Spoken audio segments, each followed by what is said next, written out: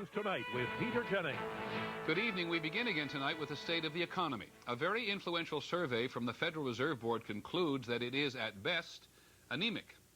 Every 6 weeks, the Federal Reserve issues its so-called beige book. It's an overview of economic conditions around the country, which the nation's central bank uses as a guide to influence monetary policy, like raising or lowering interest rates. And so the beige book has enormous political as well as economic impact. Our first report tonight is from our economics editor, Stephen Ogg. The survey by Federal Reserve banks says retail sales have shown little improvement. In some areas, they're slowing down. Manufacturing growth is slowing down. Demand for loans from both businesses and consumers remains weak. While economists have been saying the recession is over, the Fed survey confirms what corporate executives have been saying for months. Business is still rotten. We're in the paper and wood business, so it's construction and advertising dollar, and our business is terrible. We've certainly seen a slowness on the consumer side as reflected by the spending on the American Express card. And consumers are voicing the same worries they've had for months.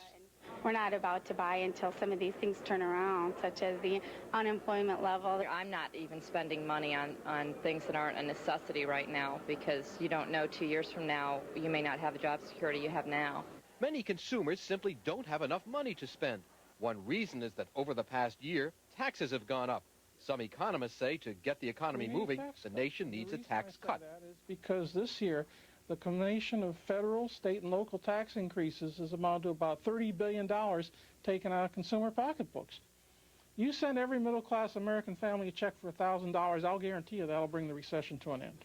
Next week, government figures are expected to show the economy began growing again during the summer. But in the streets and in the stores and in the boardrooms, people do not see much evidence of that. Stephen Ogg, ABC News, Washington. Well, in political terms, the Democrats clearly believe there is political mileage to be made on the economy. They will keep the House of Representatives in session all night tonight to make speeches accusing Mr. Bush of failing to come to grips with the recession. The Democrats are closing ranks behind some form of tax cut aimed primarily at the middle class.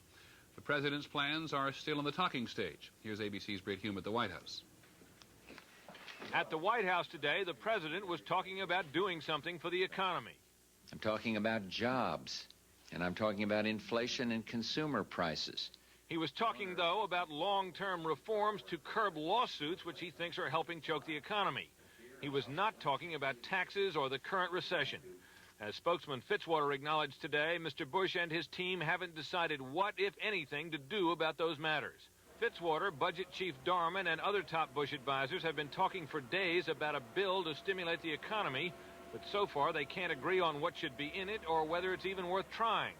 Mr. Bush would still love to get his cherished capital gains tax cut passed, but with a month to go in the congressional session, there's doubt it would ever come to a vote, and certainty Democrats would blast Mr. Bush for pushing it. On Capitol Hill today, there was evidence that view is correct. What concerns me today is not the promises he's broken, it's the one he's trying to keep, his capital gains tax cut for the rich. As Vice President Quayle suggested by satellite to a group of truckers today, the administration may just wait and hope and cheer for the economy to improve. We know the economy has gone through some difficult times. But we also know that next week, we feel the statistics will show that the recession has concluded. So let's get on with buying more automobiles, purchasing more homes, more development, more loans, more economic activity, and more jobs. Quayle denied the president's been neglecting the domestic agenda, but if Mr. Bush does decide to back an anti-recession bill, he may not announce it next week because he's leaving for Madrid and the start of the Mideast Peace talks. And that's the first of 3 foreign trips in a 30-day period. Britt Hume, ABC News, the White House. On Wall Street today, the Dow Jones Industrials gained just over a point to close at 3040, and the trading was heavy. When we come back, the new debate on civil rights, the focus on sex as well as race. On the American agenda tonight, how Oregon tries to provide health care for all its citizens. And finally, Native Americans who are fed up with the tomahawk chop.